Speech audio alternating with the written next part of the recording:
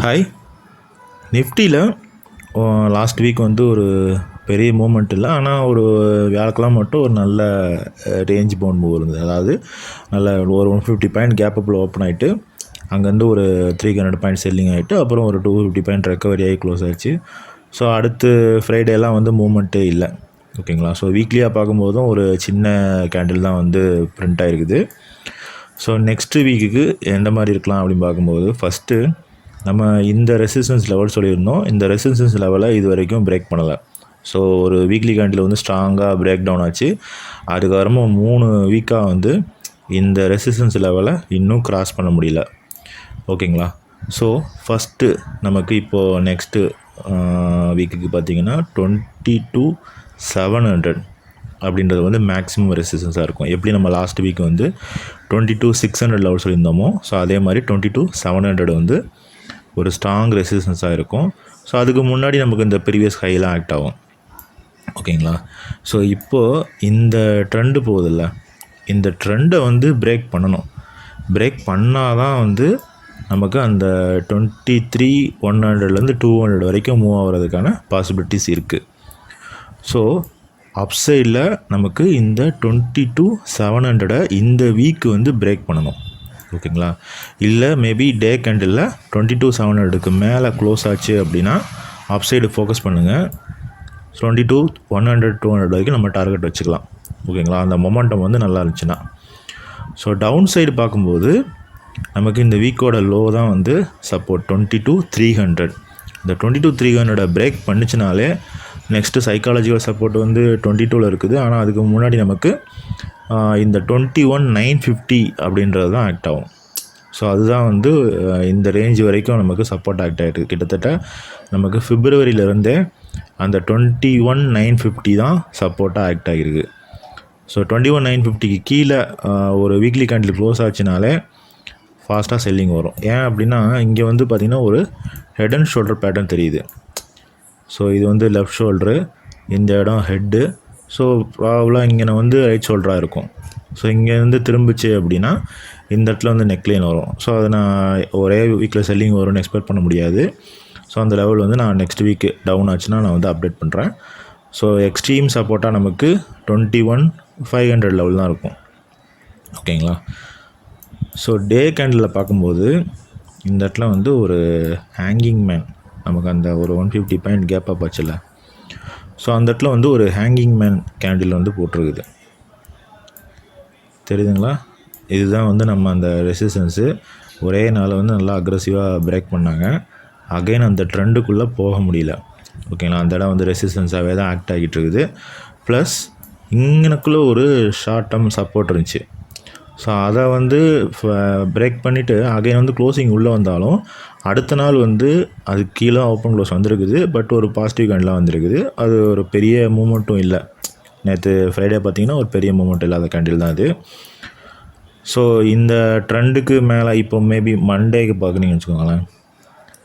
Monday வந்து நமக்கு 22,580 22,600 தான் ரெசிஸ்டன்ஸாக ஆக்ட் ஆகும். அதுக்கு மேலே போச்சுனாலே நமக்கு 22,700 தான். ஸோ டவுன் சைடு இந்த லோ 22,430. ஸோ டவுன் சைடு வந்து அந்த ரேஞ்சில் வந்து ஃபாஸ்ட்டாக மூவ் ஆகிறதுக்கு சான்சஸ் இருக்குது. சப்போர்ட்டாக பார்க்கும்போது இங்கனக்குள்ளே ஒரு பிரேக் டவுன் ஆச்சுல்ல, சாரி பிரேக் அவுட் ஆச்சு. இங்கனக்குள்ளே வந்து அதாவது 22,180 வந்து ஒரு பிரேக் அவுட் ஆகி தான் மேலே போச்சு. ஸோ இந்த 22,180 அப்படின்ற லெவல் வந்து ஒரு சப்போர்ட் ஆக்ட் ஆகும். நெக்ஸ்ட்டு பேங்க் நிஃப்டி வந்து near to the all time ஹையில் க்ளோஸ் ஆகிருக்குது. ஓகேங்களா. ஸோ நிஃப்டிக்குமே நமக்கு அந்த 22,530 ப்ரீவியஸாக இருக்கிற ஆல் டைம் ஹை அது பக்கத்துலாம் க்ளோஸ் ஆகிருக்குது. பேங்க் நிஃப்டியும் near to the all time high 48,600 லெவலில் தான் க்ளோஸ் ஆகிருக்குது. ஸோ 2 ரெசிஸ்டன்ஸ் ஆக்ட் ஆகுது. ஃபஸ்ட்டு வந்து நமக்கு ஆல் டைம் ஹை 48,626. இன்னொரு ரெசிஸ்டன்ஸ் பார்த்திங்கன்னா நமக்கு இந்த ட்ரெண்டு ரெசிஸ்டன்ஸ் தான் நமக்கு ஃப்ரைடே வந்து ஆக்ட் ஆகிருக்குது. ஸோ இப்போ நெக்ஸ்ட் வீக்கு நமக்கு இந்த 48,626க்கு மேலே ஒரு பாசிட்டிவ் கேண்டில் வந்து ஓப்பன் க்ளோஸ் வந்துச்சு அப்படின்னா நம்ம வந்து லாங் சைடில் இருக்கலாம், அதாவது பை சைடில் இருக்கலாம். நமக்கு நம்ம ஏற்கனவே பார்த்த லெவல் தான் 50,000. அதுதான் வந்து சைக்காலஜிக்கல் ரெசிஸ்டன்ஸாக நெக்ஸ்ட்டு ஆக்ட் ஆகும். எப்போனா இந்த 48,600க்கு மேலேயே இருக்கும்போது, சப்போஸ் 48,600க்கு மேலே ஒரு டே கேண்டில் பாசிட்டிவ் ஓப்பன் க்ளோஸ் வந்துட்டு அடுத்த நாளே வந்து அதை வந்து செல் பண்ணி ஒரு கேண்டில் க்ளோஸ் ஆயிடுச்சு அப்படின்னா அகைன் வந்து ட்ரெண்ட் ரிவர்ஸ் ஆகிடும். இது வந்து ஃபால்ஸ் பிரேக் அவுட் ஆகிடும். ஓகேங்களா? அதனால் நம்ம பாசிட்டிவ் பிரேக் அவுட் கொடுத்துருச்சு அப்படின்றக்காக நம்ம லாங்லேயே உட்காந்துருக்க முடியாது. ஸோ இந்த லெவலுக்கு மேலேயே சஸ்டெயின் ஆகணும், 48,600க்கு மேலேயே. ஓகேங்களா? ஸோ டவுன் சைடு நமக்கு இந்த ரேஞ்சு தான், அதாவது 46,900 அப்படின்ற ரேஞ்சு தான் வந்து சப்போர்ட் ஆக்ட் ஆகும். 46,800லேருந்து 46,900 அது வந்து இந்த ட்ரெண்டு பாஸ் ஆகிறது. ஸோ செல் சைடு நமக்கு பேங்க் நிஃப்டியை பொறுத்த மட்டும் 45,000 தான். 45,000 கீழே பிரேக் டவுன் ஆனால் தான் நம்ம செல் சைடு ஃபோக்கஸ் பண்ண முடியும். நெக்ஸ்ட்டு கோல்டு வந்து செம்ம ரேலி. நம்ம சேனலில் சொன்ன ரேஞ்சிலேருந்து கிட்டத்தட்ட 14% வந்து ரேலி கொடுத்துருக்குது. நான் சொன்ன லெவலில் வந்து 2045ல் ஜான் மந்த் வந்து ஒரு வீடியோ போட்டிருந்தேன். ஸோ அங்கேருந்து இப்போது கோல்டு வந்து 14% வந்து ரிட்டர்ன் கொடுத்துருக்குது. இப்போ இமிடியட் டார்கெட்டாக நான் வந்து 2350 வச்சுருக்கேன். 2350க்கு போயிட்டு அங்கேருந்து ஒரு ரீடெஸ்ட் வரும். ஒரு ரீடெஸ்ட் வந்துட்டு அகைன் மேலே போகிறதுக்கு பாசிபிலிட்டிஸ் இருக்குது. பார்ப்போம் நெக்ஸ்ட் வீக்கு என்ன மாதிரி மூவ் ஆகுதுன்னு பார்க்கலாம். பார்த்துட்டு நான் அப்டேட் பண்ணுறேன். ஸோ குளோபல் இண்டிசஸ்க்கும் நமக்கும் பார்க்கும்போது குளோபல் இண்டிசஸ் எல்லாமே வந்து மோஸ்ட்லி 1-2% வந்து வீக்லியாக வந்து செல்லிங்கில் தான் முடிஞ்சிருக்குது. நம்ம நிஃப்டி பேங்க் நிஃப்டி மட்டும்தான் கெயினில் முடிஞ்சிருக்குது.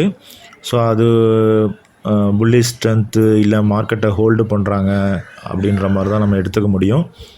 ஸோ குளோபலுக்கு ட்ரெண்டுக்கு அகெயின்ஸ்டாக வந்து நிஃப்டி பேங்க் நிஃப்டி எல்லாமே வந்து ஒரு கெயினில் க்ளோஸ் ஆகிருக்குது. பார்க்கலாம் நெக்ஸ்ட் வீக்கும் அது ஹோல்ட் ஆகுதா அப்படின்றத பார்க்கலாம். ஸோ இதுதான் இது வந்து ஜெர்மன் இண்டெக்ஸ் வந்து 2% ஆல் டைம் ஹையிலேருந்து செல் ஆகிருக்குது.